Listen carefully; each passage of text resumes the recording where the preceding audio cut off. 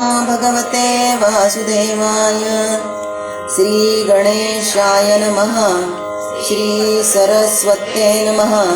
श्री गुरुभ्यो नमः। अधिष्ठान जेथे प्रतिष्ठान देखा, तिथे जन्मला तो गुणातीत एका। जयाचे निनामे चुके जन्म घेथा, नमस्कार माझा सद्गुरु एकनाथा।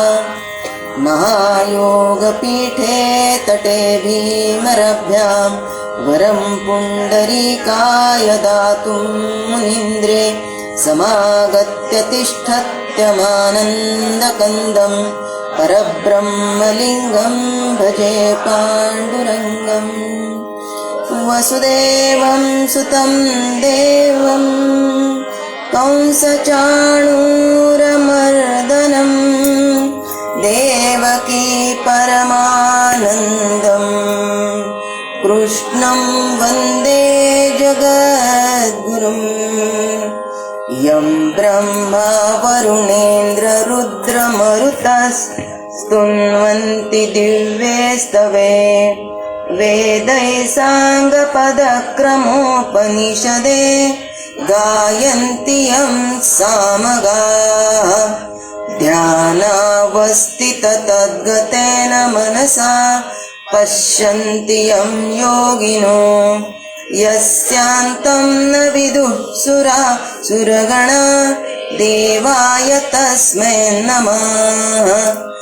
कृष्णं नारायणं वन्दे, कृष्णं वन्दे व्रजप्रियं, कृष्णं द्वैपायनं वन्दे, कृष्णं वन्दे पृथासुतम्। वंशी विभूषितकरानवनीरदाभा, पीताम्बरादरुणबिम्बफलाधरोष्ठा, पूर्णेनेन्दुसुन्दरमुखा अरविन्दनेत्रा। कृष्णात् परम किमपि तत्त्वमहं न जाने। नमस्ते भगवन् व्यास, सर्वशास्त्रार्थकोविद। ब्रह्मा विष्णु महेशानां, मूर्तसत्यवती सुत। नमस्तुभ्यं भगवते ज्ञानवैराग्यशालिने, नारदाय सर्वलोक पूजिताय सुरर्षये। शुकरूपप्रबोधज्ञ सर्वशास्त्रविशारद, एकतत्कथाप्रकाशेन मज्ञानं विनाशय। सच्चिदानन्दरूपाय विश्वोत्पत्त्यादिहेतवे, तापत्रयविनाशाय श्रीकृष्णाय वयं नमः। यं प्रव्रजन्तमनुपेतमपेतकृत्यं, द्वैपायनो विरहकातर आजुहाव। पुत्रेति तन्मयतया तरवोऽभिनेदु, स्तं सर्वभूतहृद्यं मुनिमानतोऽस्मि। जन्मान्द्यस्य यतोऽन्वयादितरतः, स्वार्थेऽवभिज्ञः स्वराट्, तेने ब्रह्महृदाय आदिकवये मुह्यन्ति यत्सूरया। तेजो वारिमृदां यथा विनिमयो, यत्र त्रिसर्गो मृषा। धाम्नां स्वेन सदा निरस्तकुहकं, सत्यं परं धीमहि। आदो रामतपोवनादिगमनं, हत्वा मृगं काञ्चनं। वैदेही हरणं जटायुमरणं, सुग्रीवसम्भाषणं वाली निग्रहणं समुद्रतरणं लङ्कापुरीदाहनं पश्चात् रावणकुम्भकर्णहननम् एतद्विरामायणम्। आदौ देवकी देवी गर्भजननं गोपीगृहे वर्धनं मायापूतन जीवितापहरणं गोवर्धनधारणं कंसच्छेदन कौरवादिहननं कुन्तीसुतापालनम् एतद्भागवतं पुराणकथितं श्रीकृष्णलीलामृतम्। नमो ब्राह्मण्यदेवाय गोब्राह्मणहिताय च जगद्धिताय कृष्णाय च जगद्धिताय गोविन्दाय नमो नमः। कुंडलीकवरदे हरि विठ्ठल श्री ज्ञानदेव तुकाराम पंढरीनाथ भगवान की जय। माऊली ज्ञानेश्वर महाराज की जय। शांती ब्रह्म एकनाथ महाराज की जय। यशवंतराव महाराज की जय। जय जय रघुवीर समर्थ। 15 श्लोक झाल्यानंतर आपण रोज चतुश्लोकी भागवताने सुरुवात करतो।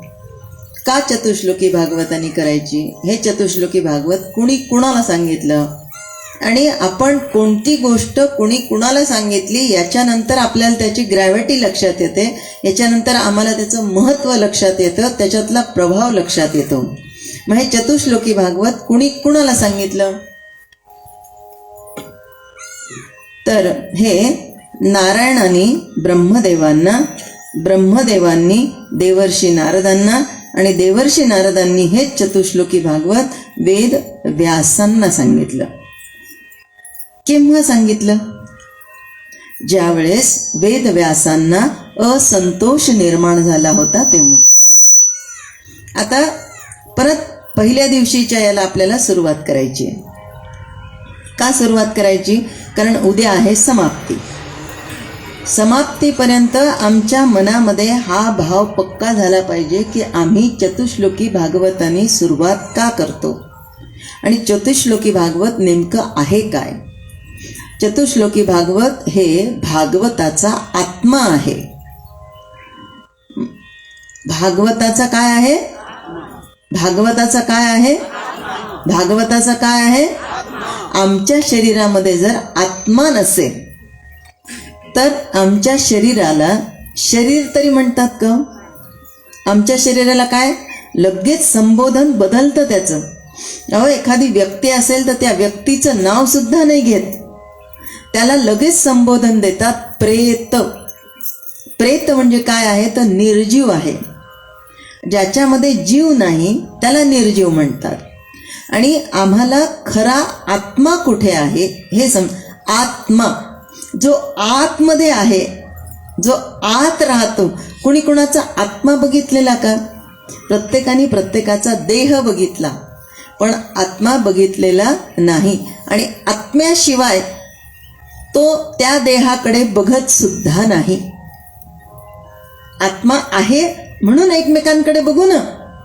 आतला आत्मा निघून गेल्यानंतर त्या प्रेताकडे कौतुकाने कोणी असं बघतं का? प्रेत पडलं तर बाई किती छान आहे म्हणतं का कोणी? नाही। आत्मा जो आत आहे तो हा आत्मा भागवताचा का आहे? तर नारायणांनी हे चतुश्लोकी भागवत आधी ब्रह्मदेवांना सांगितलं। मग मनामध्ये विचार येतो ब्रह्मदेवांनाच का सांगितलं, इतर कुणाला का नाही सांगितलं? कारण त्यांनी उत्पत्तीच केली ती नारायण। नार म्हणजे पाणी आणि आयन म्हणजे पहुडलेले। हे आमचे चित्रकार इथं बसलेले, चित्रकार उभं राहा, इकडे तोंड करा। मला या दादाचं नाव माहिती नाही पण या दादानी उत्कृष्ट उत्कृष्ट नारायणाचं चित्र काढलेलं आहे. आणि नारायण कशाला म्हणतात, नारायण का म्हणतात, इतर नावांमध्ये आणि नारायणामध्ये नेमका फरक काय आहे. इतर सगळे नावातून देव वेगवेगळ्या ठिकाणी आहे, पण नारायण हा नावाप्रमाणे पडलो म्हणत नाही, पडलो म्हणतो. आपल्या भाषेमध्ये आपण पडलो म्हणतो, खरं तर पडलो म्हणू नये. पडलं म्हणजे पडला, लागलं कुठेतरी, पडला नाही. त्याला खरा शब्द आहे पहुडणे. पाण्यामध्ये पहुडणे म्हणजे नारायण कोण आहेत, भगवंताचेच अंश आहोत. म्हणून आम्हाला एकट्याला करमत नाही, कारण भगवंताला सुद्धा एकाकी न रमते असं झालं. म्हणून भगवंतानी आपल्या नाभी कमलातून ब्रह्मदेवांची उत्पत्ती केली. आता परत नाभी कमलातूनच का बरं, मुखातून का नाही, डोक्यातून का नाही, कानातून का नाही. आता बाकीचे काही बरेच जण कानातून नाकातून आलेले आहेत, पण मग ब्रह्मदेवांची का उत्पत्ती नाभी कमलातून केली, हे आम्हाला स्त्रियांना जरा लगेच लक्षात येण्यासारखं आहे. की आधी भगवंत एकटे होते आणि एकटे झाल्यानंतर त्यांच्या मनामध्ये असा भाव निर्माण झाला की आता एकोहम बहुस्यामी असं व्हावं, मला आता एकटं नको, मला सगळ्यांमध्ये थांबायचं आहे. आणि असा जेव्हा स्त्रीच्या मनामध्ये विचार येतो तेव्हाच ती अपत्य प्राप्तीच्या इच्छेसाठी आतुर झालेली असते. बरोबर आहे. मग स्त्रीचा आणि यांचा संबंध इतका जवळचा आहे. कशामुळे, तर ज्या वेळेस बाळ जन्माला येतं आणि बाळाला आईपासून वेगळं केल्या जातं, ती जागा म्हणजे नाभीची आहे, ज्याला आम्ही नाळ कापली म्हणतो. आणि नाळ कापल्याच्या नंतरच ते विलग होतात. मग भगवंत हे आधी एकटेच होते, त्यांना आपल्यातून दुसरं करायचं होतं.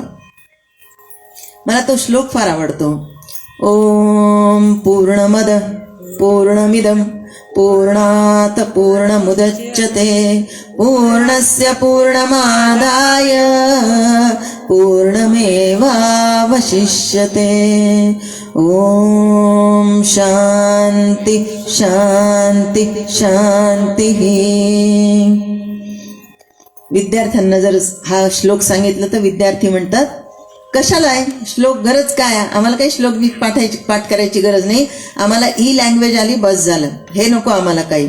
मग त्यावेळेस त्या मुलाला सांगावं लागतं, अरे बाबा हे काय आहे हे तर आधी समजून घे, तुझं मूळ आहे हे पूर्णमिदम काय आहे. मग याच्यासाठी त्याला सांगावं लागतं, बाबा रे तुझा जन्म झाला की नाही, कुठून झाला, आईच्या उदरामध्ये होतास तू, पण तो आईच्या उदरातून जेव्हा बाहेर आला तेव्हा तुझ्या करंगळीला इतकुसं नख पण होतं, बाळाच्या करंगळीला नख पण असतं, म्हणजे बाकी सगळे अवयव तर असतातच, पण सगळ्यात छोटं म्हणजे करंगळीचं नख आहे. तर तो सगळे अवयव घेऊन आलेले असतो, छोट्यातलं छोटं नख सुद्धा घेऊन आलेला असतो. कुठून येतो, आईकडून येतो. पण आईकडून जेव्हा तो पूर्णपणे बाहेर आला तेव्हा आई कुठे अपूर्ण राहिली का, नाही, आई पण तितकीच पूर्ण राहिली. म्हणून पूर्णातून पूर्ण आला तर तूही पूर्णच झाला. आणि अशा पद्धतीने या भगवंतानी यातून हे तयार केलं. पूर्णमिदम पूर्णमद पूर्णमद पूर्णमिदम, पुढे काय झालं, पूर्णात पूर्ण मुदच्यते. मग यांनी पूर्ण ब्रह्मदेवांना आणलं ते नाभी कमलातून आणलं. आणि ती जी कमळाची दांडी होती ती उंच गेली, उंच उंच उंच जात राहिली. आणि वरती गेल्यानंतर ब्रह्मदेव इतरत्र बघतात तर त्यांना काहीच दिसत नव्हतं. काय दिसलं असेल त्यांना, फक्त पाणी, कारण हे नारायण पाण्यावर पहुडलेले होते. आणि वर वर वर वर गेलेल्या ब्रह्मदेवांना सगळीकडे बघितलं तर फक्त पाणी दिसत होतं. मग त्यांनी विचार केला, सगळीकडे तर पाणी आहे, मी आलो कुठून, मी कोण कोठील कुठे मज लागी जाणे, काय जगात घडले मम साच येणे, याचा विचार करिता शिणलो दयाळा, सांगून ते सुखी करा मज स्वामी राया. सद्गुरुनाथ महाराज की जय. माझ्या सद्गुरूंचं कौतुक हे आहे की ते भागवताची सेवा, कीर्तनाची सेवा या श्लोकाविना पूर्ण होऊ देत नाहीत. आणि जिथे कुठे सुचवतात तिथे इतक्या ॲप्रोप्रिएट जागेवर सुचवतात की ते तिथून पुढे जाऊच शकत नाही. हीच परिस्थिती ब्रह्मदेवांची झाली. ब्रह्मदेवांनी विचारलं, मी कोण आहे, मी कुठून आलो, कशासाठी आलो? आणि मग जिथून आले होते तिथे परत वापस चालले होते. कुठून आले होते? या कमळाच्या दांडीतून त्या फुलावर प्रगट झालेले होते. जसे वर होते तसेच खाली येताना आकाशवाणी झाली, तप तप. आणि मग ते विचार करत होते की आता तप करायचं म्हणजे काय करायचं. आणि तेव्हा भगवंतांनी त्यांना हे चतुश्लोकी भागवत सांगितलं की बाबा रे सृष्टी. आणि त्यावेळेस ब्रह्मदेव म्हणतात भगवंताला की भगवंता, मला सृष्टीची उत्पत्ती करताना सुद्धा ही उत्पत्ती मी करतोय हा भाव माझ्या मनामध्ये येऊ देऊ नको, कारण तुझ्या व्यतिरिक्त मी वेगळा नाही आहे. आणि आम्ही काय करतो, आम्ही एक 5-25 पोळ्या केल्या की आम्हाला 4 लोकांनी म्हणा वाटतं, पोळ्या यांनी केल्या बरं का, पोळ्या ह्यांनी केल्या बरं का, पोळ्या मी केल्या. घरातल्या सगळ्या जणी आहेत, पोळ्या मी केल्या. तर त्याच्यातून घरातल्यांमधून मी वेगळी आहे का? मी स्वतःला वेगळी मानते म्हणून माझं नाव कुणीतरी घ्यावं आणि माझं कौतुक करावं असं वाटतं. मग इथे ब्रह्मदेवांचं वाक्य आम्ही गृहिणींनी आणि पुरुषांनी लक्षात ठेवायचं की माझ्या प्रपंचातला जर मी वेगळा नाही तर माझा उल्लेख कुणी करावा. याचा अर्थ उल्लेख, आभार हे परक्यांचे मानले जातात. परक्यांचा उल्लेख केला जातो, नको बा त्यांना काय वाटेल. आणि मी जर माझ्या घरातला सदस्य असेल तर माझा नामोल्लेख कुणी करू नये. कारण का, ब्रह्मदेव म्हणाले की असं जर मी केलं तर मी तुझ्यापासून वेगळा होईल. आणि मग इथे नारायणांनी ब्रह्मदेवांना काय सांगितलं, चतुश्लोकी भागवत सांगितलं. ब्रह्मदेवांनी सृष्टीची उत्पत्ती केली. सुरुवातीला त्यांनी निर्माण केले ते 4S. सनक सनंदन सनातन सनत कुमार, हे 4 जण आले. आणि आता ब्रह्मदेवांनी या 4घांना सांगितलं होतं सृष्टीची उत्पत्ती करायची आहे, त्याच्यामुळे प्रजोत्पत्ती करा, आपल्याला सृष्टीचा विस्तार करायचा आहे. ते म्हणाले नाही, आम्ही ब्रह्मचर्य व्रत धारण केलेलं आहे, आम्ही करणार नाही. मग आपण ब्रह्मांडाच्या उत्पत्तीमध्ये भगवंताचे 24 अवतार बघितले आणि त्यामध्ये भक्तीचा अवतार म्हणजे देवर्षी नारद, ब्रह्मदेवांचेच पुत्र देवर्षी नारद.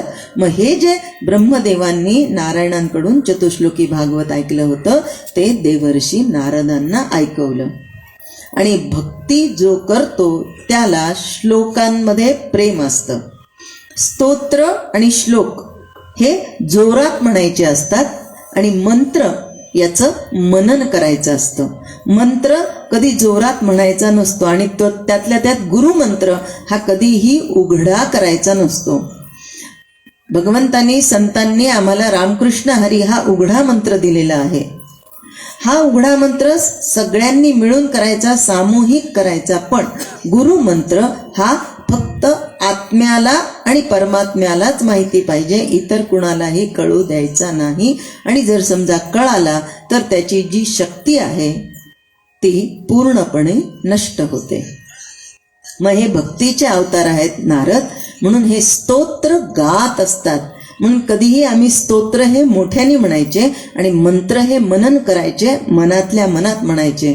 आता हे भक्तीचे उपासक, भक्तीचे द्योतक आणि भक्तीमुळेच नारदांचा जन्म आणि नारदांमुळेच भक्तीचा जन्म, हे दोघांची सांगड, हे काय म्हणतात ते एकमेवा अद्वितीय म्हणजे हे 2 जण आहेत.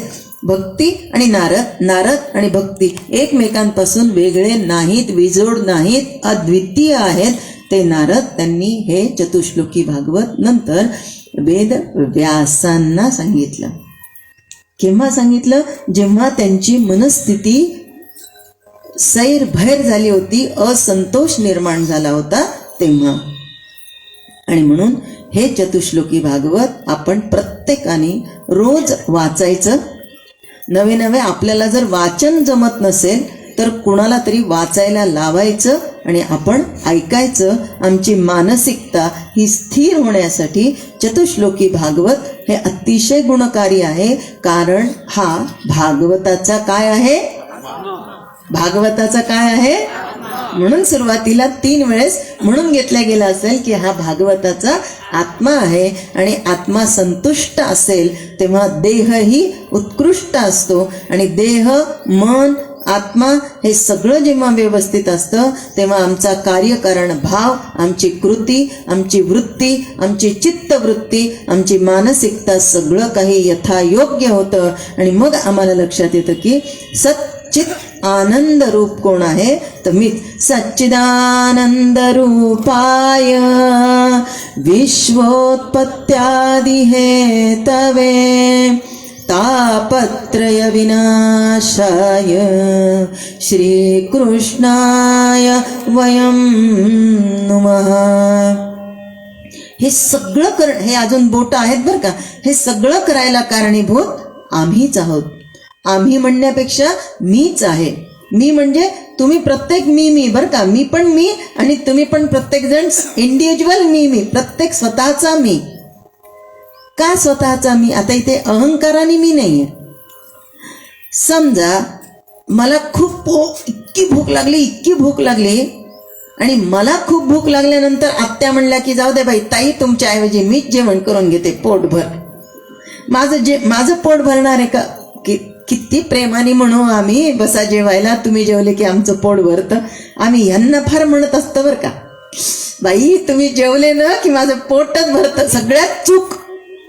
असं जी कोणी म्हणत असेल ना ती सगळ्यात खोटं बोलते. कारण तिने आधी घरात खाल्लेलं असतं. एक तर नाही तर त्यांना बाहेर लावून डाव्या चुलीतलं तरी खाणार असते. म्हणून समोर म्हणते बाई तुम्ही खाल्लं की माझं पोट भरलं. असं कधीही कुणी जेवल्याने कुणाचं पोट भरत नाही. म्हणून भजन आणि भोजन हे ज्याचं त्यानीच करायचं असतं. आणि हे जे चतुश्लोकी भागवत आहे, जे वेद व्यासांना सांगितलेलं आहे, याच चतुश्लोकी भागवतापासून वेद व्यासांनी 18,000 श्लोक, 335 अध्याय आणि 12 स्कंध यांचं आमचं श्रीमद भागवत जे तयार केलं, त्याचा पहिला निर्माण करणारे काय आहेत तर चतुश्लोकी भागवत. सुरुवात करूया चतुश्लोकी भागवताने.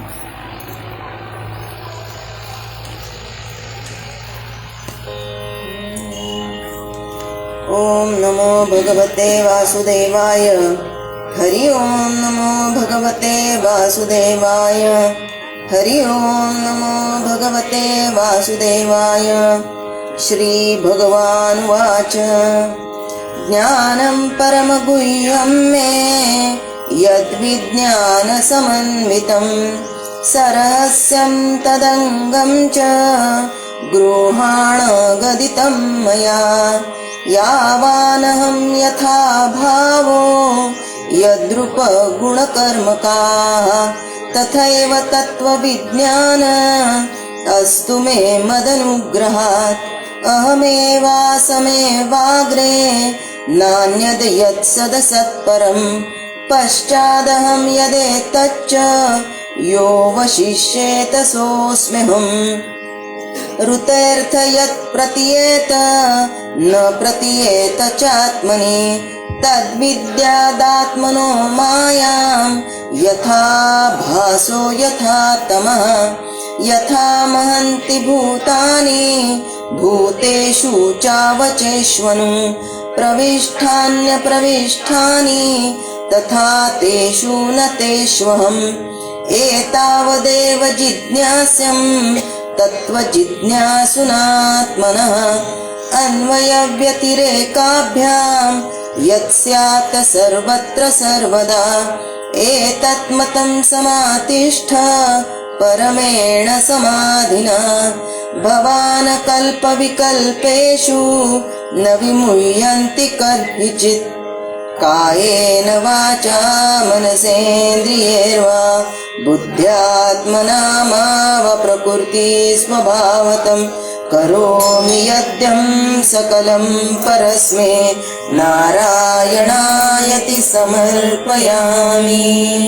गोपाल कृष्ण भगवान की जय।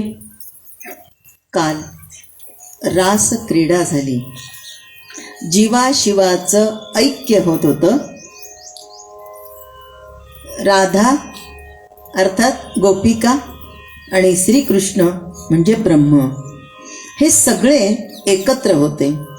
भगवंतानी सगळ्यांसोबत रास क्रीडा खेळता खेळता एकेका गोपिकीला वाटत होतं की माझ्याचमुळे कृष्ण आला, मी बोलवलं म्हणून आला, मी म्हणलं होतं म्हणून आला. आता इथला जो मी आहे ना, हा मी बरा नाही आहे बरं का, कारण हा मी अहंकारातला आहे. आणि भगवंताला सगळं चालतं पण अहंकार अजिबात चालत नाही. भगवंत म्हणाले असं जर यांच्यामध्ये मी मी मी मी राहिला तर मग या विदेही अवस्थेतल्या देहा अवस्थेवर येतील आणि मग हे जीव ब्रह्म ऐक्य घडणार नाही. त्याच क्षणाला भगवंत अदृश्य झाले. आता ही बघतीये इकडे आहे का तिकडे आहे का तिकडे आहे का, भगवंत कुठेच दिसत नाहीये. कृष्णा कृष्णा कृष्णा कृष्णा म्हणून प्रत्येकीला वाटायला लागलं की कृष्ण इथे आहे का तिथे आहे का तिथे आहे. बघेपर्यंत एकीलाही दिसेना. आणि मग त्यांच्या लक्षात आलं की हा आता आमच्या सोबत थांबला नाही. म्हणून मग त्यांनी विनंती करायला सुरुवात केली, माझं काही चुकलं का, तुझं चुकलं का. नाही ग, मला तर वाटत नाही माझं काही चुकलं. तू काही बोलली का त्याला. नाही, मी पण रास क्रीडाच खेळत होते ना. मग का गेला असेल तो आपल्यातून.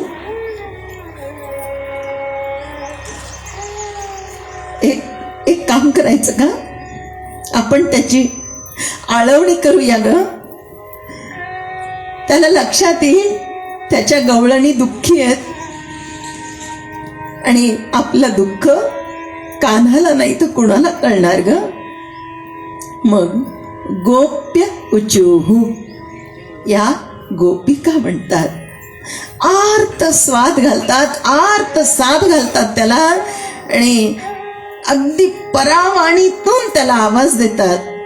म्हणतात, जयति तेदिकं जन्मना व्रजा श्रयत इंदिरा शश्वदत्रहि दैतदृश्यतां दीक्षुतावका स्त्वयि धृता सवा स्वां विचिन्वते. गोपिका जवळ या 19 गोपिकांनी गीत गायलेलं आहे. पहिली श्लोक म्हणणारी कुणी सात्विक आहे, कुणी राजसी आहे म्हणून तिने प्रभूंची प्रशंसा केली. दुसरी सात्विक आणि तामसी होती म्हणून तिने कृष्णाला टोमणा मारला. तिसरी तामस गोपिका ती कृष्णाला निष्ठुर म्हणते.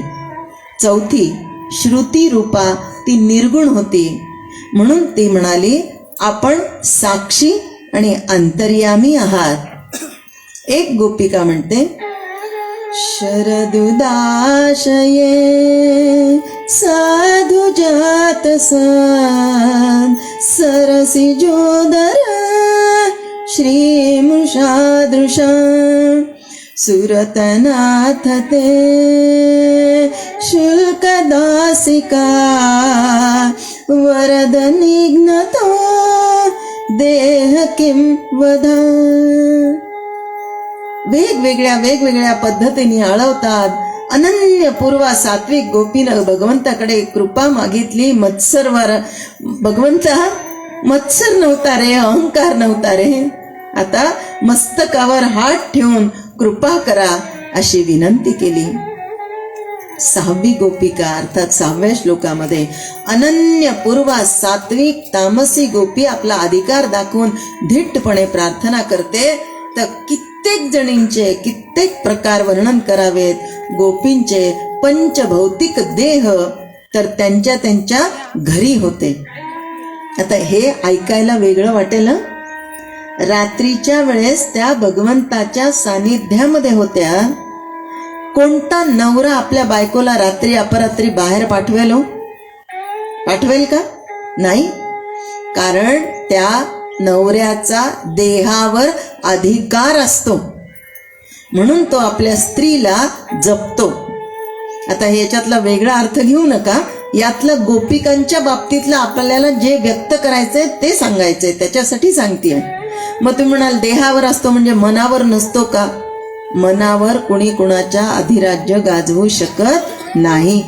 मन अदृश्य असतं आणि मनामध्ये काय आहे हे कुणी कुणाच्याही ओळखू शकत नाही. आम्ही उगी म्हणू मन कवडे आहेत म्हणून, काही नसतं तसं.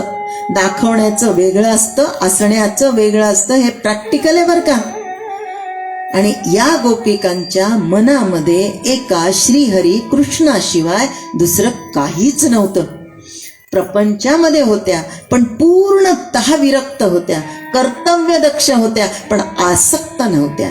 आणि आम्हाला प्रपंच असाच करायचा भागवत ऐकल्यानंतर. प्रपंचामध्ये आसक्ती दाखवायची पण ठेवायची नाही.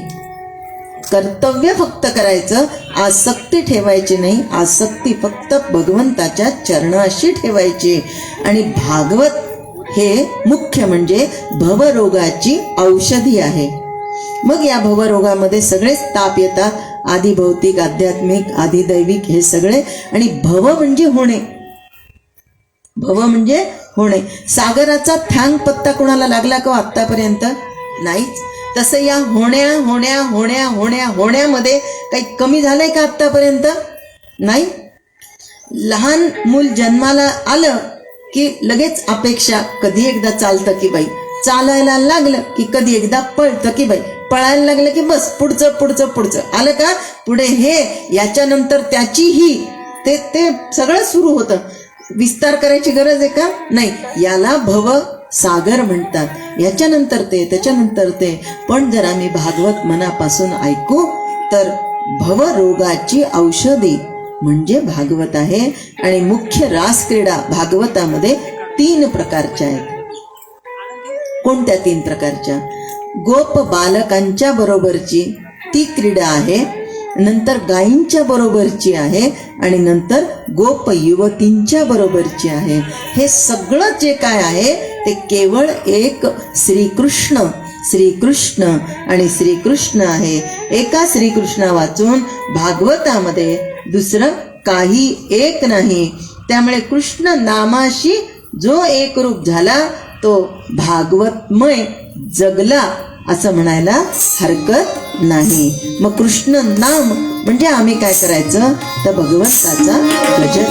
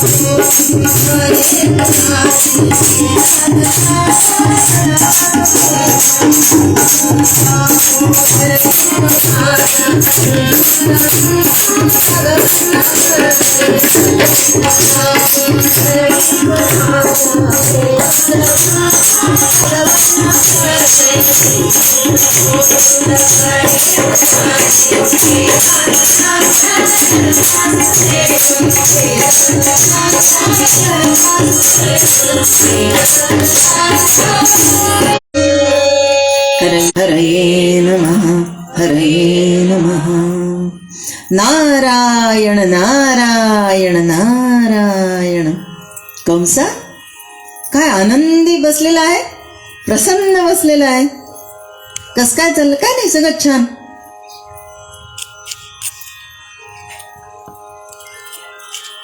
आठवा विसरला का? आठवा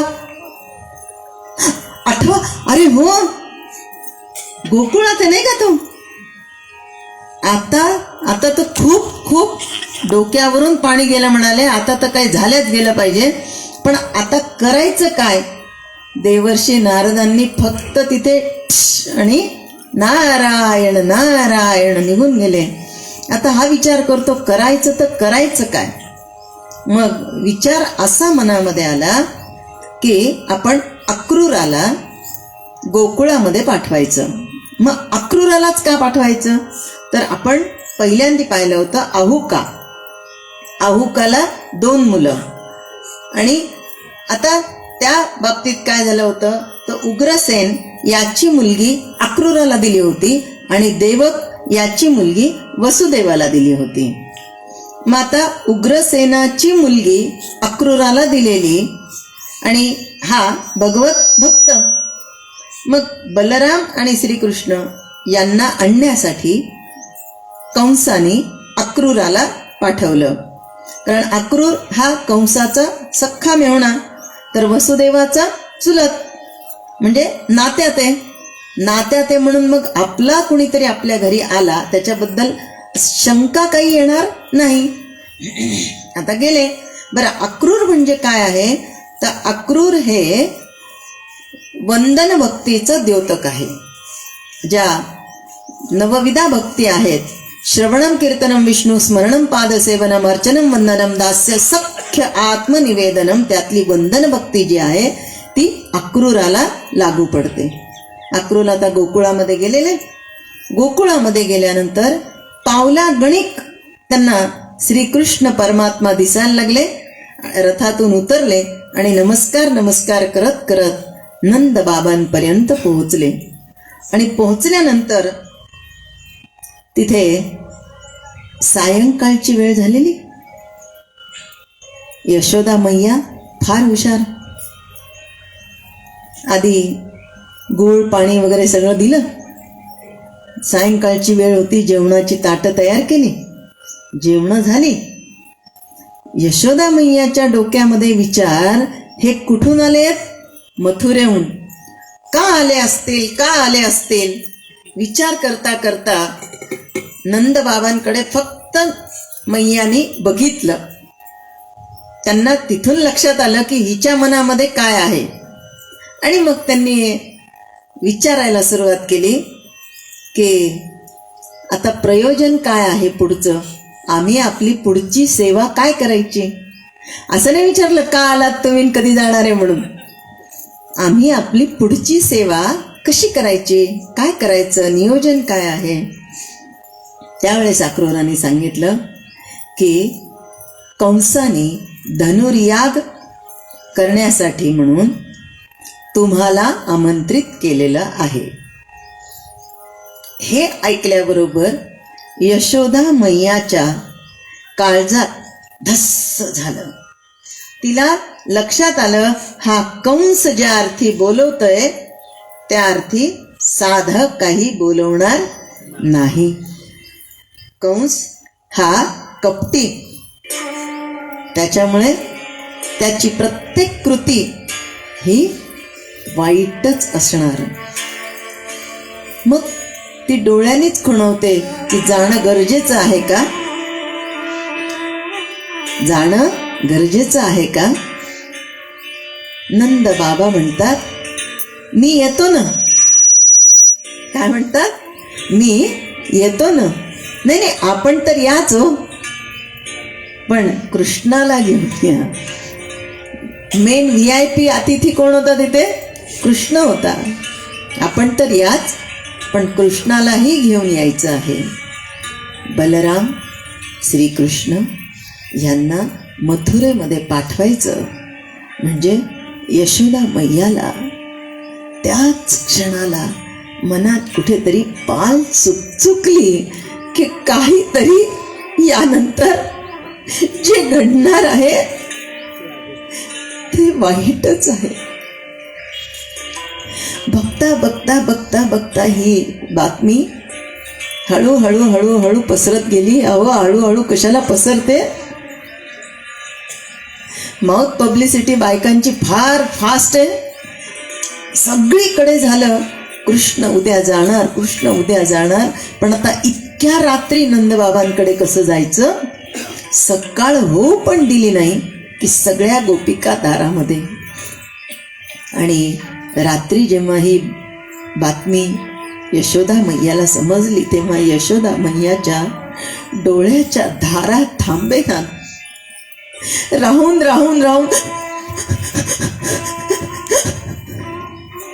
भगवंताच्या नजरेआड काही होतं का? भगवंत गेले, मैयाला घट्ट मिठी मारली आणि म्हणतात, मैया का ग रडते तू? कशाचं दुःख होतंय तुला? नाही रे कान्हा, काही नाही. मैया मला सगळं माहिती आहे. आता माहिती कसं नसणार, सगळं ह्यानीच केलेलं आहे ना. मैया मला सगळं माहितीये तू का रडती असते, पण मैया तुझा माझ्यावर विश्वास आहे ना?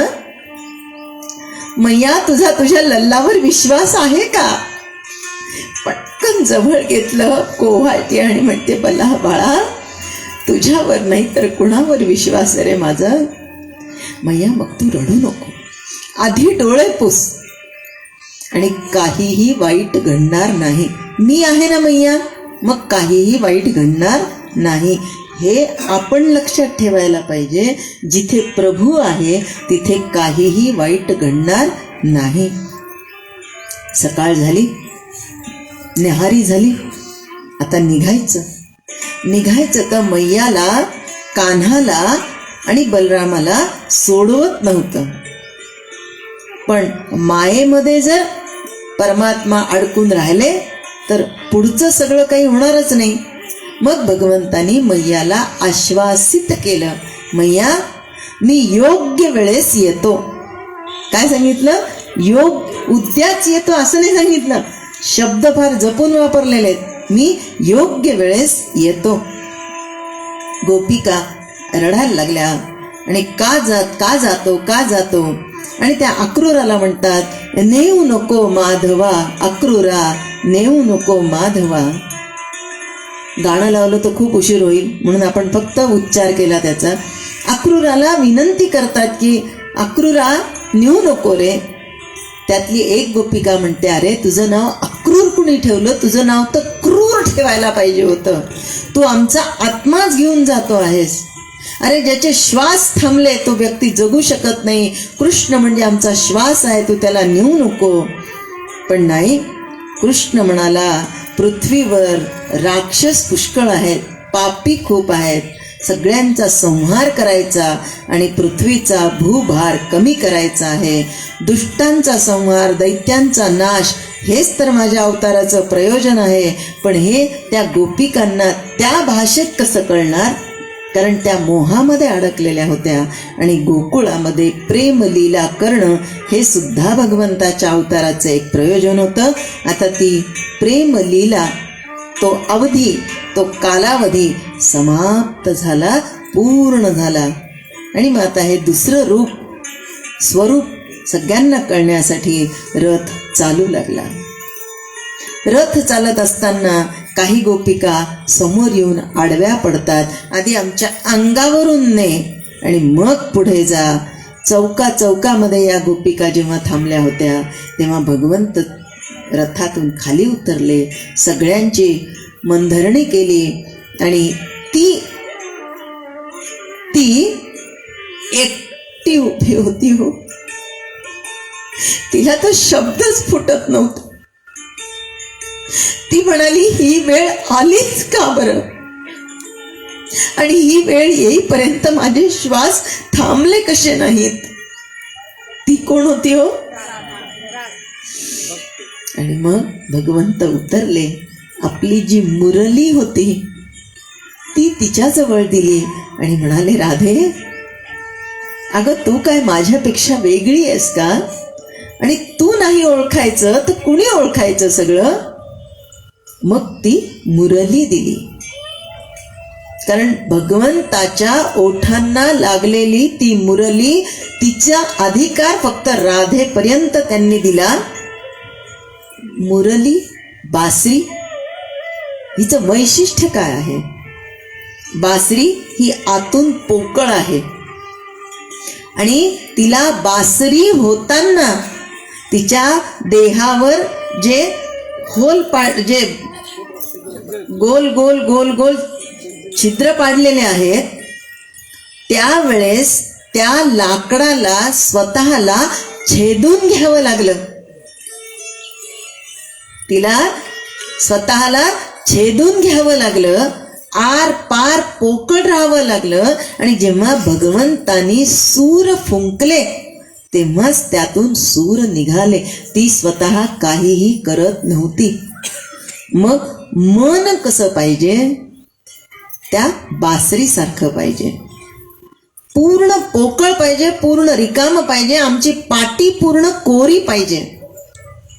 म्हणून म्हणतो आम्ही की कोऱ्या पाटीवर पुन्हा लिहिता येतं, पण भरलेल्या अक्षरांवर परत जर लिहिलं तर काहीही कळत नाही. आणि आमची पाटी कशाने भरलेली आहे?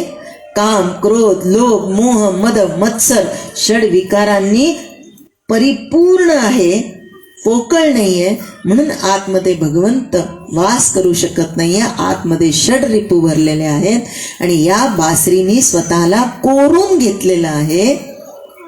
तसं आम्ही आमच्या या देहावर आता फक्त प्रभू नामाने कोरून घ्यायचं, म्हणजे मग आम्हालाही त्या बासरीची उपमा मिळेल आणि भगवंत आम्हाला त्याच्या अधरावर धरेल. आता अधरावर धरेल म्हणजे तुम्ही म्हणाला आता कुठं श्रीकृष्ण येणार आहे का? कुठं दिसला का इकडे इकडे? नाही, श्रीकृष्ण आत्ताही आहे, इथेच आहे. ग्रंथ नवे हा श्रीकृष्ण, गीते वेधी मनपूर्ण, अनन्य होता या शरण, खचित टळे जन्म मरण, त्रिताप जाती चिरये शांती, नाथै वदती रामपदी ठेवू माथा, आरती करू तुझ भगवंता, जय हो जय श्री, जय हो जय श्री, जय हो जय श्री भागवत. म्हणजेच श्रीकृष्णाची वाङ्मयीन मूर्ती आहे. भगवंत आत्ताही इथेच आहे आणि सातत्याने जर आम्ही भगवंताच्या नामाने आमच्या देहाला कोरत गेलो तर भगवंत आम्हाला प्राप्त होणार आहे. भगवंत आता गेले, जाईपर्यंत मथुरेमध्ये पोहोचले पण, आणि मथुरेतल्या लोकांनी कृष्णाच्या लीला, त्याचा पराक्रम ऐकला होता. अनेक जणांनी त्याचं स्वागत केलं. चौकात कृष्णाचं स्वागत करून तोरणं लावली होती आणि कर्मधर्म संयोगाने समोरून एक परीट येत होता. त्या परीटाकडे राजवस्त्र होते आणि भगवंतासोबत त्यांचे सगळे गोपाळ गेले होते. आता भगवंतानी काय केलं? त्या परीटाला थांबवलं. थांब म्हणे, थांब, हे माझे सगळे जे सवंगडी आहेत ना, त्यांना हे राजवस्त्र घालायचे आहेत. तो परीट गुरमीत अहंकारामध्ये वाढलेला, तो म्हणाला देत नाही, जा, हे राजवस्त्र आहेत. भगवंतानी एक ठोसा मारला त्याला, आडवा तेडवा पडला आणि मग घाबरून पळून गेला. ते जेवढे वस्त्र होते ते एक गोपाळांनी काढून घेतले. समोरच शिंपी होता, तो स्वतः उठून आला. का? ते परीटाची दशा बघितली होती. स्वतः उठून आला आणि म्हणाला या या या या, मी तुम्हाला जसे पाहिजे तसे करून देतो. आणि मग ती वस्त्र, राजवस्त्र या सगळ्या मुलांनी घातली आणि आता निघाले. हा परीट कोण होता? त्याला भगवंतानी का मारलं? बघा, प्रत्येकाच्या आयुष्यामध्ये घडणाऱ्या घटना क्रमाच्या मागे काहीतरी कारण असतं. कारण असेल तरच कार्य घडतं. हा परीट कोण होता? राम अवतारातला परीट, ज्यांनी सीतेची बदनामी केली होती आणि त्याचे ते वाक्य ऐकल्यामुळं सीतेचा शेवटी त्याग करावा लागला होता.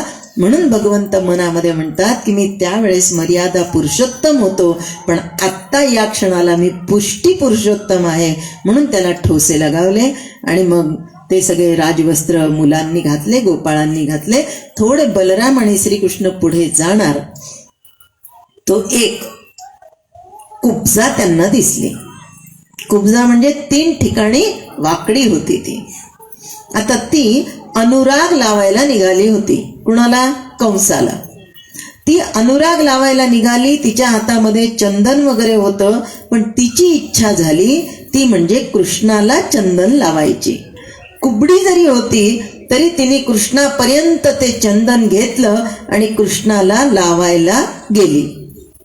बघा, ती जेव्हा कृष्णाला चंदन लावत होती तेव्हा कृष्णाने मुखत समोर केलं, तिच्या पायावर पाय दिला आणि तिच्या हनवटीला कटकन वरती केलं की ती 3 ठिकाणी जी वाकलेली होती ती सरळ झाली आणि सुंदर झाली. ती कंसाला उठणं लावायला जाता जाता भगवंताला लावलं आणि तिची हनवटी आणि देह एकदम वर उचलल्यावर ती सुंदर झाली. पण ती कुब्जा म्हणजे कोण होती? राम अवतारातली ती मंथरा होती. ती रामाच्या सहवासामध्ये होती वाईट वृत्तीची होती, पण पुढच्या जन्मामध्ये तिला कुठेतरी त्या जन्मातलं प्रायश्चित्य मनातल्या मनात झालं आणि ती भगवंताच्या भक्तीपर्यंत गेली. म्हणजे जी अर्चन भक्ती आहे त्यामध्ये गंध लावण्याची प्रक्रिया येते. आम्ही देवाची पूजा करतो, अर्चन भक्ती करतो, म्हणजे काय करतो, देवांना आम्ही धुतो आणि नंतर देवांना गंध लावतो. मग ही पुढच्या जन्मात का होईना अर्चन भक्तीपर्यंत आली, म्हणून भगवंतांनी तिला सुदृढ बनवलं.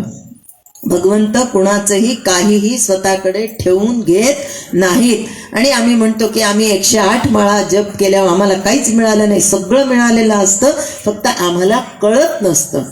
आम्ही आमच्याकडे जे नाही त्याच्याकडे आमची दृष्टी असते, आमच्याकडे जे आहे त्याच्याबद्दल आम्ही भगवंताचे आभार कधीही मानत नाही. जसं जसं आहे त्याचे आभार मानायला लागलो ना, तसं तसं नाहीची दृष्टी कमी होते आणि भगवंतांनी किती दिलं हे कळत जातं. भगवंत कुणाचं काहीही ठेवून घेत नाही. आता मग पुढे धनुर्याग चालला. त्या यज्ञशाळेमध्ये श्रीकृष्ण परमात्मा धनुष्य, इंद्रधनुष्याप्रमाणे प्रचंड धनुष्य असे इकडे तिकडे जे हाताने वर उचलल्या जावे असे ते मोडून टाकले त्यांनी. आणि मग एक सेवक तिथे अंगावर आला. सेवक अंगावर आल्यावर त्यांनी काय एका ठोस्यामध्ये त्याला ठार केलं आणि तो आवाज जो भयंकर होता तो आवाज कंसाच्या महालापर्यंत गेला. आणि मग तेव्हा त्याला कळालं की आता कोण आला, 8वा आला. सगळ्या अंगातून दरदरून घाम आलेला. आणि आता त्या ठिकाणी कंस आला. तिथे राजवाड्यात मोठा मंडप उभारलेला होता. तुम्ही सर्कस बघितली असेल, बघितली ना, त्याच्यामध्ये सिंहाचा खेळ असतो. त्याच्यासाठी लोखंड्या सळाया अशा सगळीकडून गोल बांधलेल्या असतात. त्या लोखंडी सळयांच्या मध्ये सिंह आणि तो रिंग मास्टर वगैरे असतो. तशा पद्धतीने टोकदार सळयांचा गोल सर्कल बनवलेला होता. आणि त्या सर्कलच्या आतमध्ये कोण होता, 1000 हत्तींचं बळ असणारा कुवलया पीड नावाचा हत्ती होता. त्याला मदिरा प्राशन केलेली होती आणि मग त्याचं म्हणजे काय बेफाम सुटला होता. मग भगवंतांनी त्याला अक्षरशः लीलया त्याला खेळवलं आणि त्याला ठार केलं. त्याचेच दात उपटले आणि त्याला प्रहार करून ठार केलं. आता कुवलया पीड मेला म्हणल्याबरोबर या कंसाचं धैर्य सुटलं. मग त्याच्यानंतर मुष्टिक, चाणूर यांच्या पायाला विळखा मारून त्यांनाही मारलं. आणि आता भगवंत ते निघाले. का निघाले, कारण इकडे वाद्य वाजत होते, शंखनाद घंटा जोर जोरात होत होता आणि सगळे लोक आनंदी झाले होते. कारण भगवंत हे निघाले होते कुणाकडे, कंसाकडे. कंसाच्या राजसिंहासनावर उडी मारली भगवंतानी आणि भगवंतानी त्या कंसाच्या शिरटोपाला धरला आणि कंसाला असं खाली ओढलं. जे आपटलं म्हणतात त्या आपटण्यामध्ये हा कंस एका क्षणात ठार झाला आणि सगळ्यांनी आनंद मानला.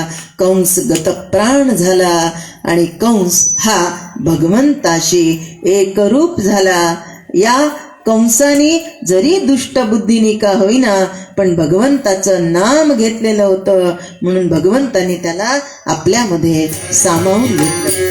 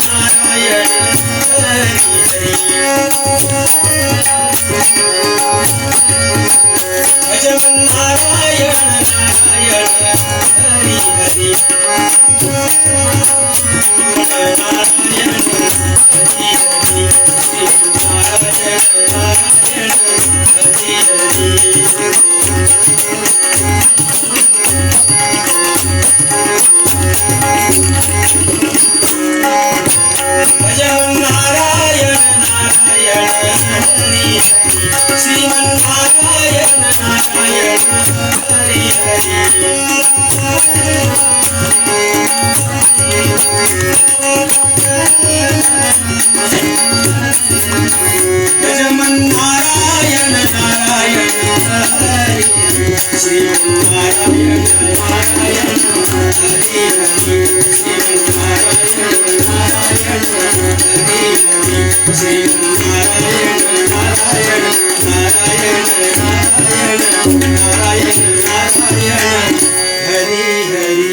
हरये नमः हरये नमः हरये नमः. आता कंस उद्धार झाला आणि सगळे आनंदी झाले. बंदिवासातून उग्रसेनांची सुटका केली आणि आता भगवंत हे आपल्या आई वडिलांपर्यंत आले. वसुदेव देवकी यांच्यापर्यंत आले. वसुदेव देवकींना खूप आनंद झाला. कारण का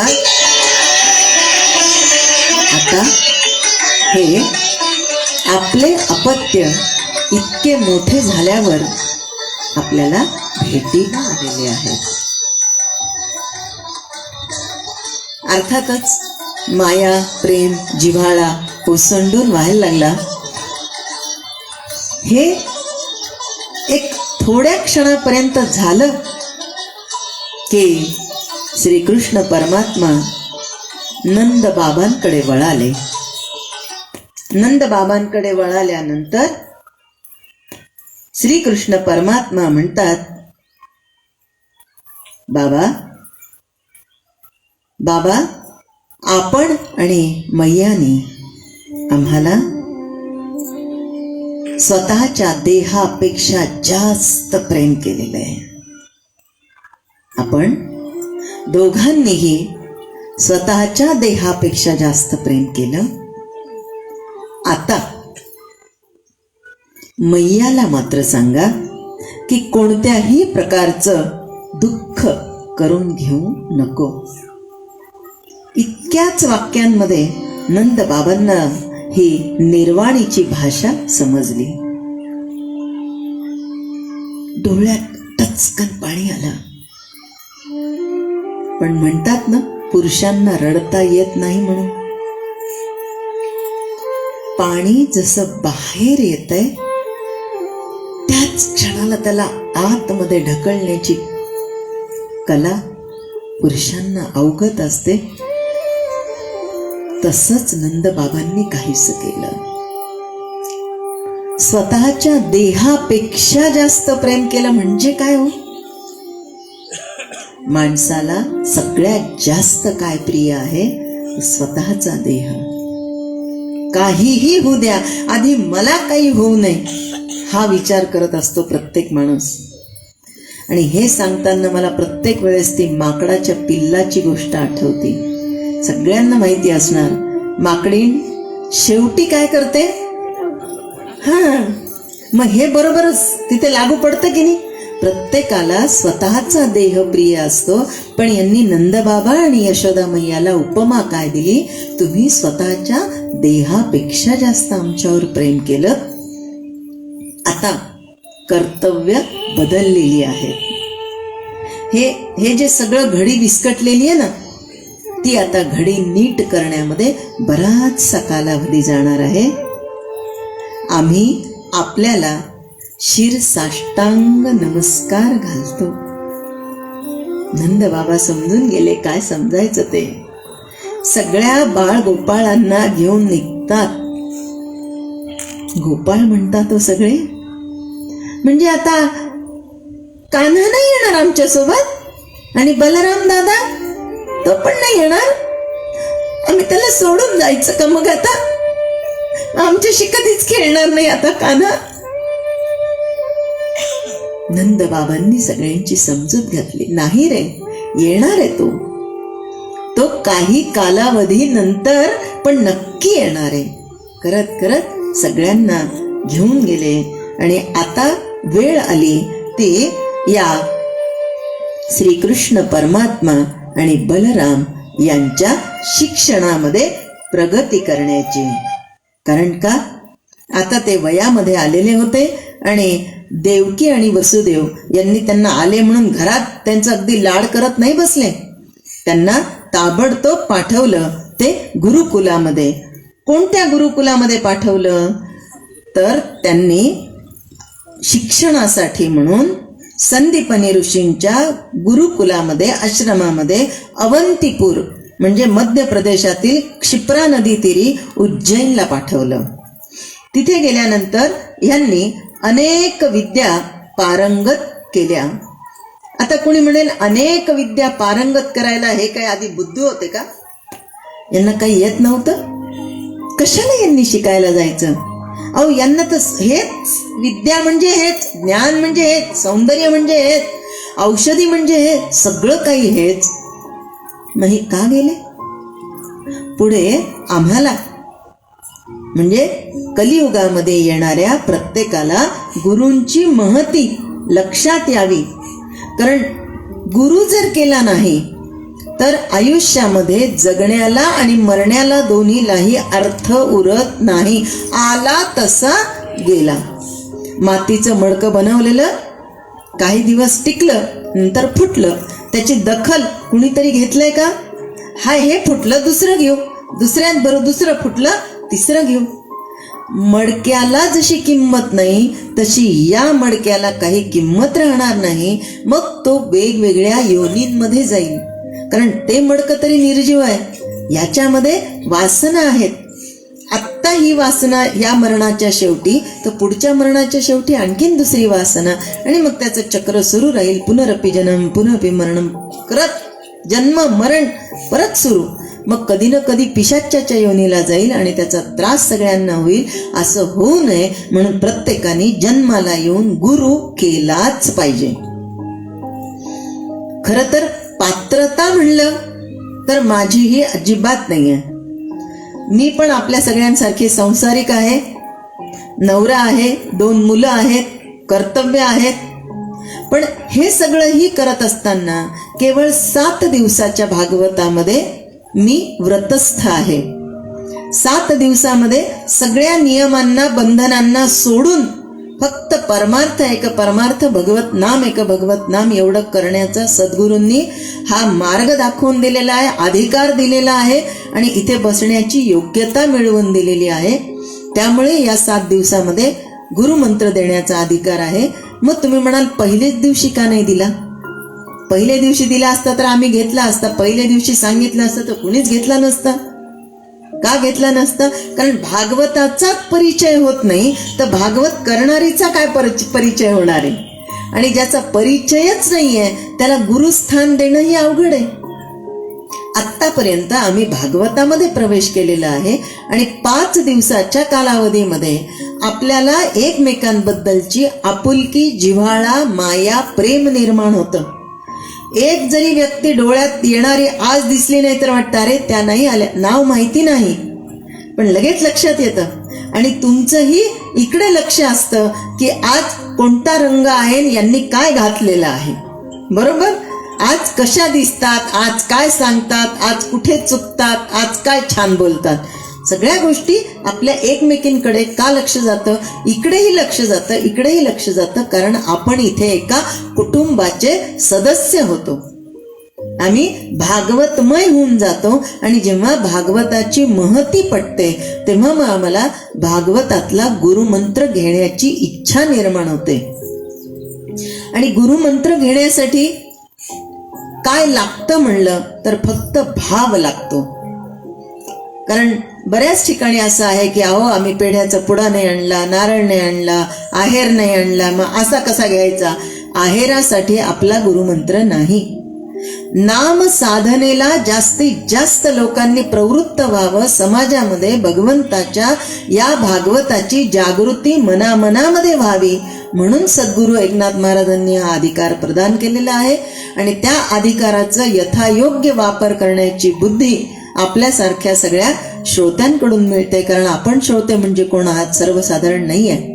तुम्ही श्रोते जगदीश मूर्ती,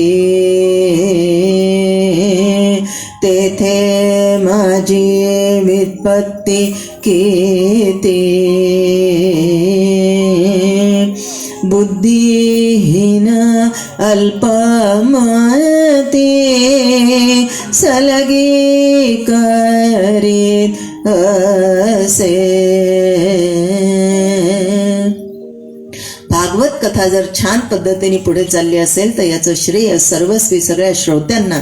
कारण श्रोते हे इथे जगदीश मूर्ती म्हणून आलेले आहेत आणि जिथे भगवंत स्वतः अवतरित झालेले आहेत तिथे कोणत्याही गोष्टीची कमतरता नसते. आणि मग हेच जे आहे ते ज्ञान आम्हाला कुणाकडून मिळतं तर गुरूंकडून मिळतं. म्हणून हे आश्रमामध्ये गेले आणि यांनी 64 दिवसांमध्ये कला शिकल्या. 64 कला, 14 विद्या, 4 वेद, 10 उपनिषद, 6 शास्त्र, धनुर्वेद, राजनीती हे सगळं शिक्षण केलं. ते 64 दिवसात पूर्ण केलं. त्यांनी मनात विचार केला की झालं असतं ना. शिक्षण म्हणजेच ते, ज्ञान म्हणजे ते. मग कालावधी का लावला? प्रत्येक गोष्टीचा कालावधी हा ठरलेला असतो. आंब्याची कोय पेरली की लगेच दुसऱ्या दिवशी त्याला आंबे आले आणि आम्ही तोडले असं होतं का? नाही होत. मग 64 दिवस का दिले असतील तर आम्हाला भागवत तत्व रूपाने ऐकायचं आहे. 64 लिहिताना आपण आधी कोणता आकडा लिहितो? बरोबर. आणि नंतर 4. आधी 6 आणि मग 4. तर 6 लिहिताना माझ्या मनामध्ये आकडा लक्षात येतो तो 6चा. कारण माझ्या अंतरी षड रिपू आहेत. काम, क्रोध, लोभ, मोह, मद, मत्सर या षड रिपूंनी मी परिपूर्ण आहे. मग षड रिपू गेल्याशिवाय मला 4था आकडा कळणार नाही. म्हणजे सायुज्य मुक्ती मला मिळणार नाही. सलोकता, समीपता, सरूपता आणि शेवटी सायुज्यता. या 3 मुक्ती जरी मिळाल्या तरी या नाश पावणाऱ्या आहेत. पण सायुज्यता मुक्ती ही अविनाशी आहे आणि ती ज्याला मिळाली त्याला परत काही मिळवायची गरज उरलेली नाही. झालं. 64 दिवसापर्यंत यांनी शिक्षण तर घेतलं. कारण आम्हाला सगळ्यांना कळावं गुरु विना नाही दुजा आधार. आता झालं, शिक्षण झालं, परमात्मा घरी परतले. एक संध्याकाळची वेळ होती. सायंकाळी अंधार पसरलेला होता भगवंताच्या राजवाड्यामध्ये आणि आवाज येत होता पुसटसा. तिथून आमचे उद्धवजी चालले होते आणि आवाज येत होता.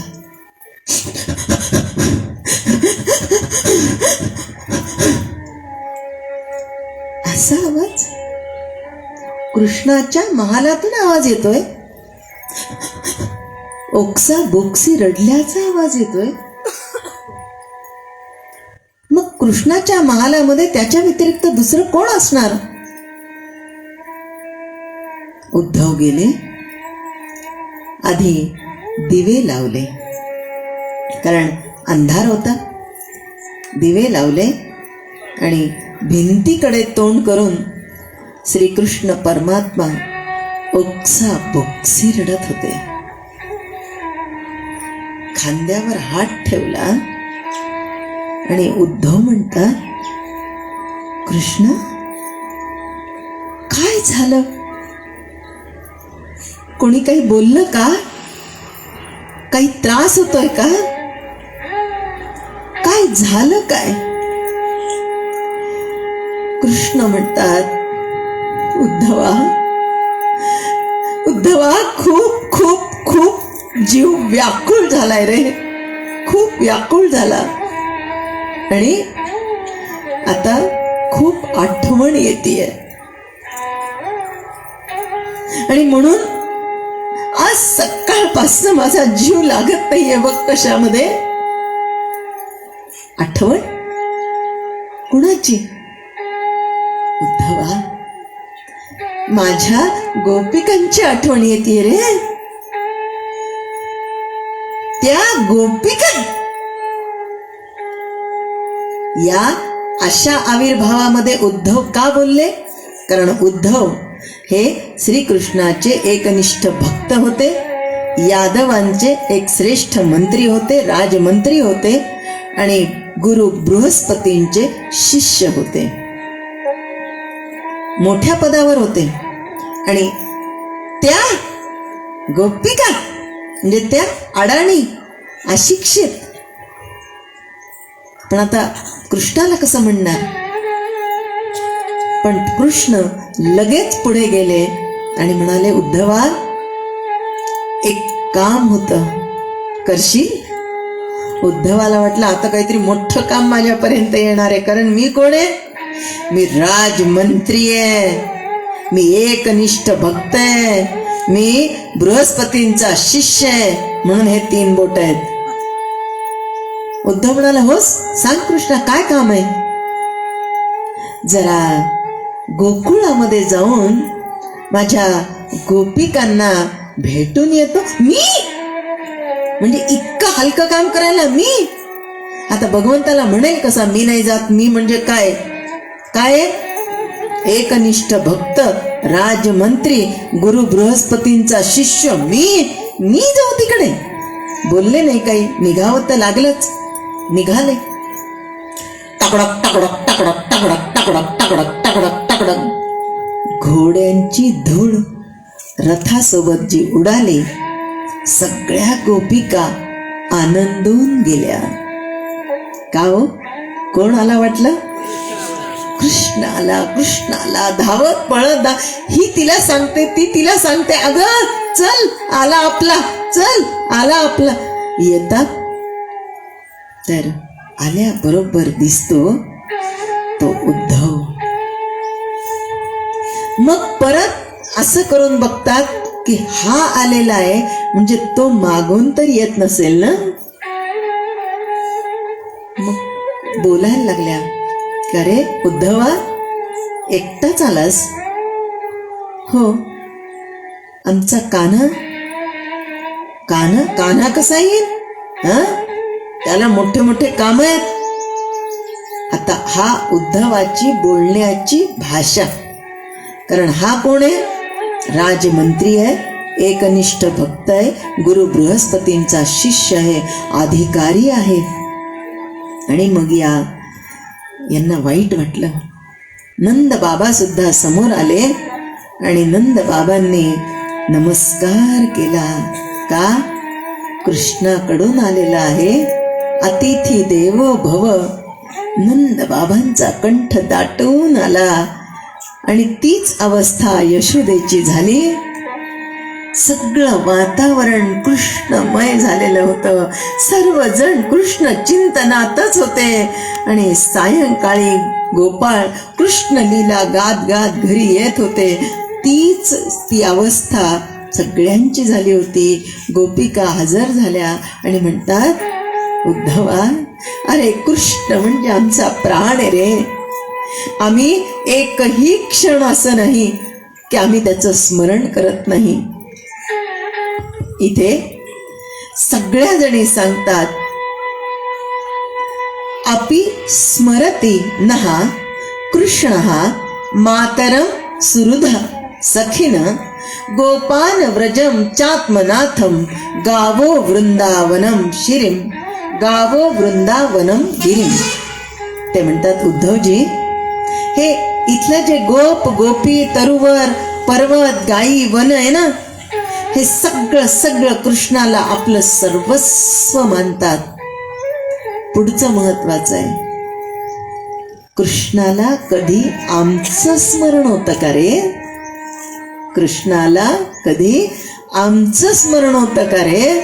त्यावेळेस उद्धवाला लक्षात आलं की हीच अवस्था तिकडे का झालेली आहे. त्यावेळेस या उद्धवाला वाटतं की आता आपण यांना समजून सांगावं, कारण का या अडाणी आहेत. त्याच्या मते या गोपिका अडाणी आहेत. आणि म्हणून तो म्हणतो, अगं गोपिकांनो, तुम्ही अशा इतक्या दुःखी का? तुम्ही कृष्णाला नेमकं मानता काय? कृष्ण म्हणून तुम्ही काय मानता? त्या सांगतात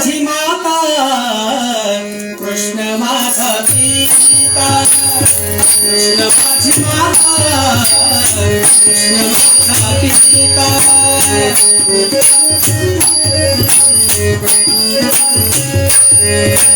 भगिनी बंधू चुलता कृष्ण माझा, भगिनी बंधू चुलता कृष्ण माझा. कृष्ण माझे गुरु, कृष्ण माझे तारू, कृष्ण माझे गुरु, कृष्ण माझे तारू.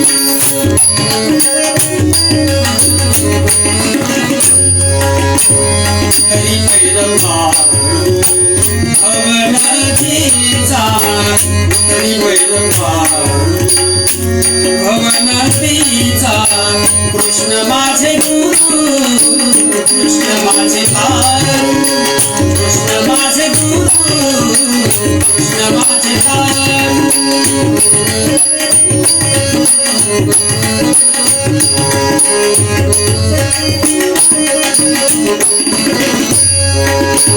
तुका म्हणे माझा श्रीकृष्ण विसावा, तुका म्हणे माझा श्रीकृष्ण विसावा. वाटेन गरबा करता जीवा, वाटेन गरबा करता जीवा. कृष्ण माझे गुरु, कृष्ण माझे तारू, कृष्ण माझे गुरु, कृष्ण माझे तारू, कृष्ण माझे गुरु, कृष्ण माझे तारू, कृष्ण माझे तारू, कृष्ण माझे तारू. उद्धवा, कृष्ण आमचा कोण आहे म्हणून तू काय विचारतो? अरे जळी स्थळी काष्टी पाषाणी अणु अणु रेणू रेणू कणा कणामध्ये कायम स्वरूपी आम्ही फक्त आणि फक्त कृष्णालाच बघतो. एक गोपिका सांगत होती, अरे उद्धवा, तुला काय माहितीये कृष्ण म्हणजे काय आहे? कृष्ण तो गेल्यापासनं मी डोळ्याला डोळा लावला नाही आहे. का? न जाणो कान्हा समोर आला आणि या सगळ्यांनी जर त्याला बघितलं आणि मला मेलीला जर झोप लागलेली असेल ना, तर तो काही एके ठिकाणी थांबणारा नाहीये रे. आत्ता इथे की आत्ता तिथे या सगळ्या जणी बघतील, पण मला नाही बघायला मिळणार. मी तेव्हापासून झोपलेच नाही. आणि जर समजा कधी झोप आलीच ना, तर हे तुळशीचं वृंदावन दिसतंय ना, त्यातल्या ज्या काड्या आहेत ना, त्या काड्या मी अशी डोळ्यांमध्ये ठेवायची, कारण डोळा लागू नये माझा, यासाठी मी काटेकोरपणे प्रयत्न करत होते. दुसरी गोपिका म्हणते, अरे तुला सांगू, कृष्ण कृष्ण कृष्ण कृष्ण करत करत हिने तर एकदा काय केलं माहितीये का? हे जाऊ दे ग, माझं नको सांगू. हिचं नाही सांगतायत का तुला? हे ती माझं पण नको सांगू. न जाणो माझ्या कानाला जर कळालं ना, माझ्या कानाला आवडणार नाही बरं का. मी एकही घास खाल्ला नाही इतके दिवस, हे जर त्याला समजलं ना, माझ्या कानाला आवडणार नाही.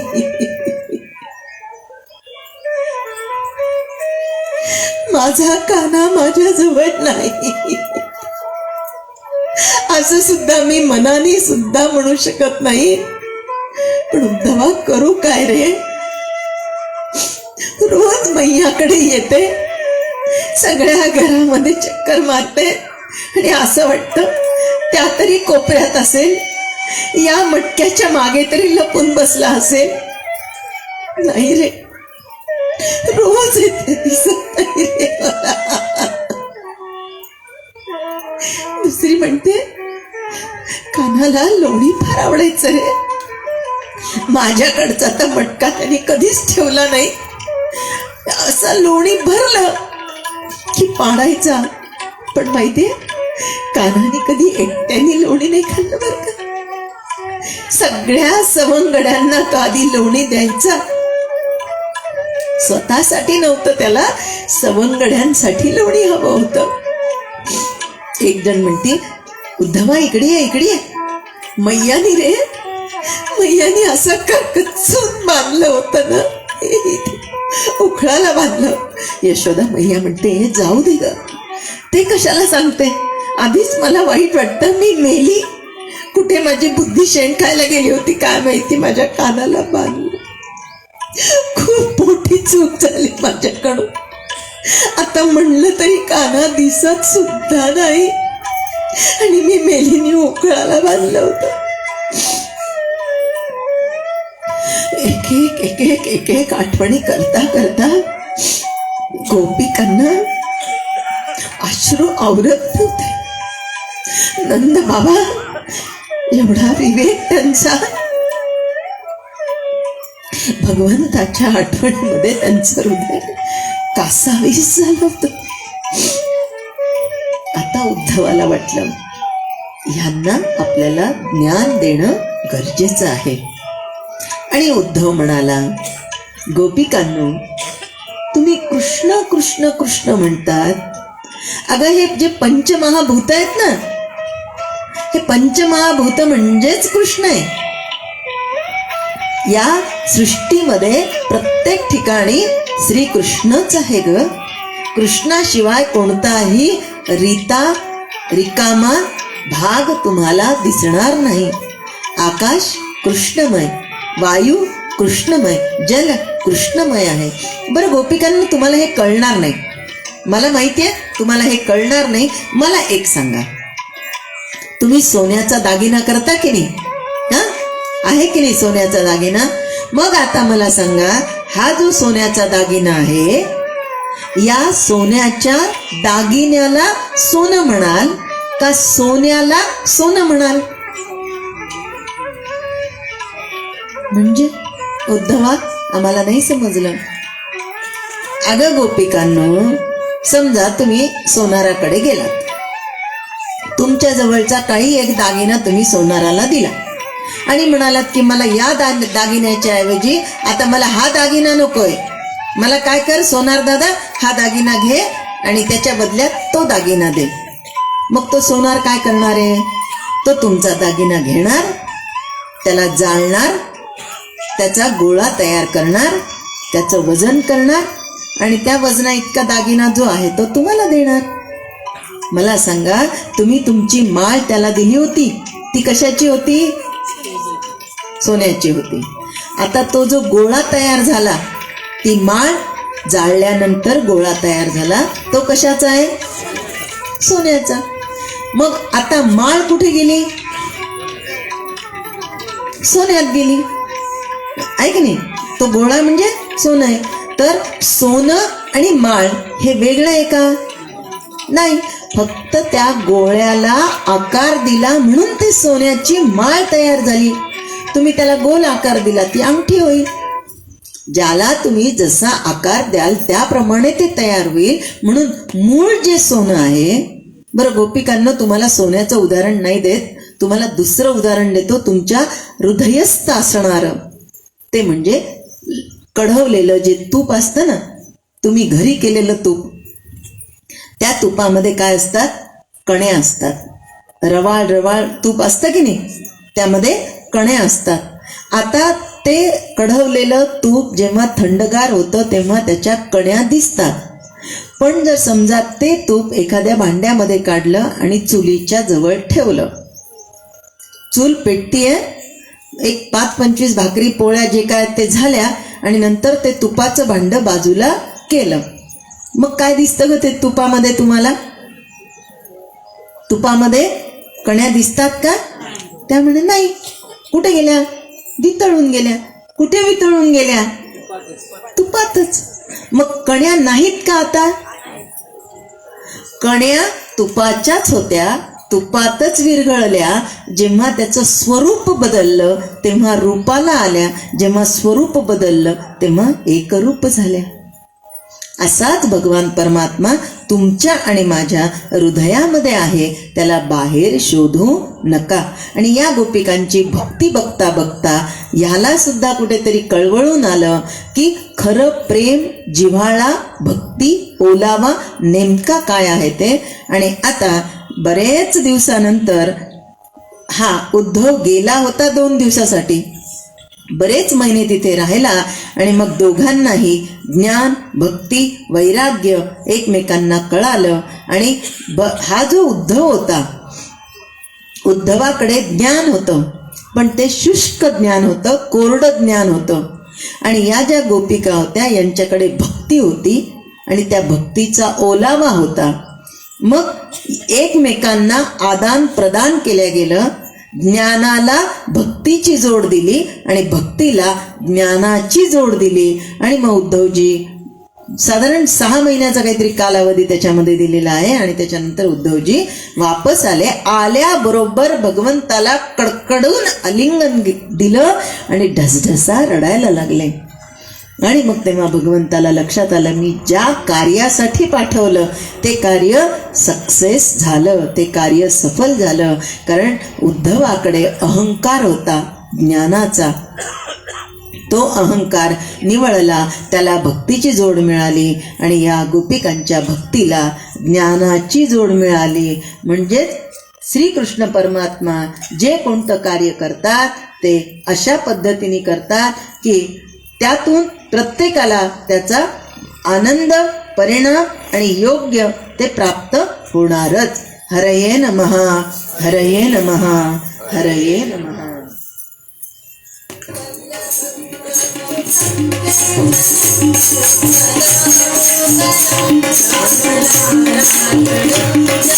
चहा घ्या, चहा घ्या.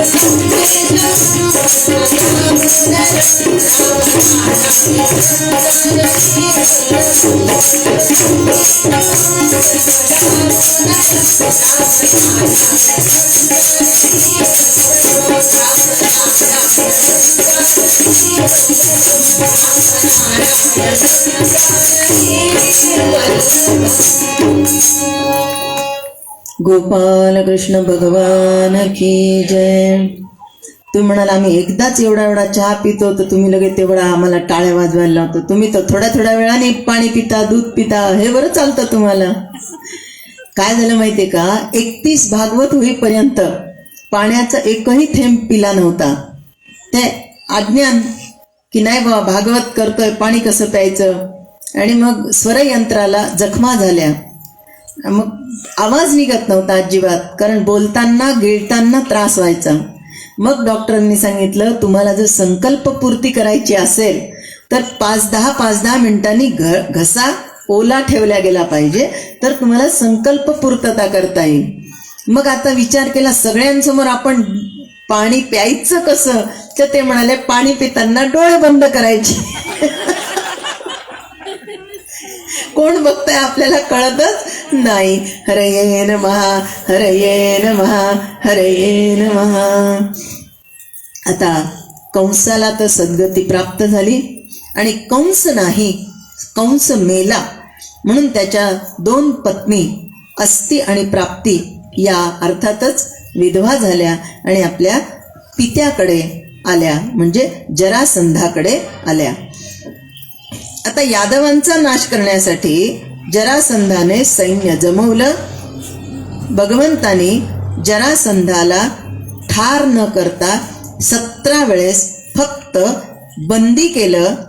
भूभार हलका करण्यासाठी आधी त्याचे सगळे सैन्य मारले आणि त्याला फक्त बंदी करायचं आणि नंतर सोडून द्यायचं. आता 18व्याही वेळेस हे दशमस्कंधाच्या उत्तरार्धात 50व्या अध्यायामध्ये जरासंधाची कथा येते. आता जरासंध म्हणजे वृद्धावस्था. जरासंध पराभवाने खचला नाही, परत तो 23 औक्षणी सैन्य घेऊन यायचा आणि इकडे त्याचं सैन्य पूर्ण ठार व्हायचं आणि भगवंत त्याला सोडून द्यायचे. आता एकदा देवर्षी नारद नारायण नारायण करत गेले आणि म्हणाले जरासंधा घाबरायचं नाही बरं का, आता ही जायचं, पण आता जाताना काय करायचं की तू एकटा नाही जायचं, काल यवनाला घेऊन जायचं, तो तुझी चांगली मदत करेल. मग आता काल यवन येणार म्हणल्यावर याला आणखीन पाठबळ मिळालं. बरं, भगवंताला हे कळत नाही का? भगवंताला सगळं कळतं.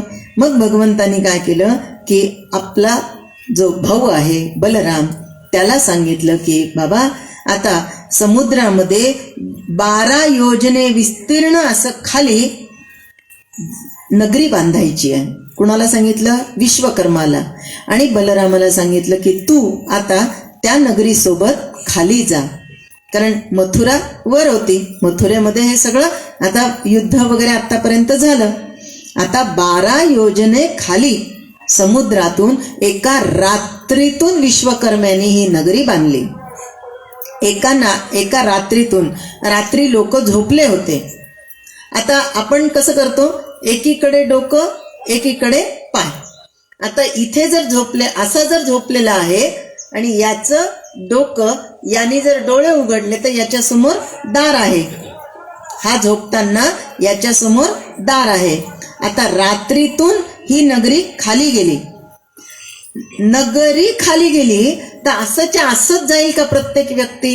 नाही, प्रत्येक जण हल्ला. आता अहो साधी गोष्ट आहे, आपण भाजी घेऊन येतो. भाजी घेऊन येताना भेंडी, टोमॅटो, बटाटे, टरबूज असं सगळं एकाच पिशवीत ठेवलं आणि आणेपर्यंत ती पिशवी हलते का नाही? त्या भाज्यांची जागा हलेल का नाही? मग आता भाजीची पिशवी जर जशीच्या तशी राहत नाही तर ही तर नगरी 12 योजने खाली आणायची होती. मग काय झालं, हे लोक असे झोपलेले आणि सकाळी उठून बघतात ते असे उठल्या गेले. आता रात्री झोपताना त्यांच्या डोळ्यासमोर दार होतं. आता उठून बघतात ते दारच दिसेना, कारण दार या बाजूला राहिलं. आणि मग प्रत्येक जण म्हणायला लागला, द्वार कहाँ, द्वार कहाँ, द्वार कहाँ. अचानक त्या नगरीचं नाव काय ठेवलं? मग द्वारका नगरी ठेवलं. आणि या द्वारकेमध्ये बलराम घेऊन गेले होते आणि वरती श्रीकृष्ण परमात्मा एकटेच होते. आल्या बरोबर भगवंत घाबरले आणि जे धूम पळत सुटले, रण सोडून पळत सुटले. मग त्या क्षणाला त्यांचं नामकरण परत बदललं.